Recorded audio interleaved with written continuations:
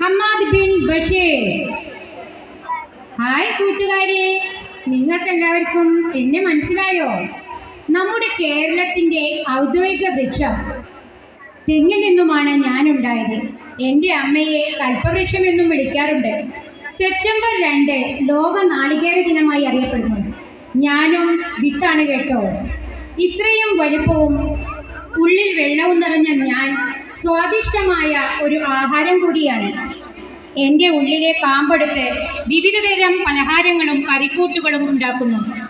എൻ്റെ കാമ്പുണ്ടാക്കി കൊപ്രയാക്കി വെളിച്ചെണ്ണയും ഉണ്ടാക്കുന്നു.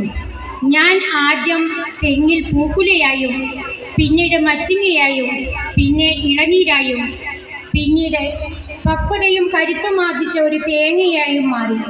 ഇളനീരാവുമ്പോൾ എൻ്റെ ഉള്ളിലെ വെള്ളം ഏറ്റവും നല്ല ഊർജം സ്രോതസ്സാണ്. തേങ്ങയായതിനു ശേഷം എൻ്റെ ഉള്ളിലെ വെള്ളം മാറി രുചിയും പോഷകവുമാവുന്നു, പൊങ്ങായി മാറുന്നു. അത് ശക്തിയുരച്ച് പുറത്തേക്ക് ചകിരി തുളച്ച് പുറത്തേക്ക് 2 ഭാഗങ്ങളായി വരുന്നു. മുകളിൽ ഇലയായും താഴേക്ക് വേരുമായാണ്. വേരുകൾ മണ്ണിലേക്ക് ആഴ്ന്നിറങ്ങി വീണ്ടും അമ്മയെപ്പോലെ ഞാനും തെങ്ങായി മാറുന്നു.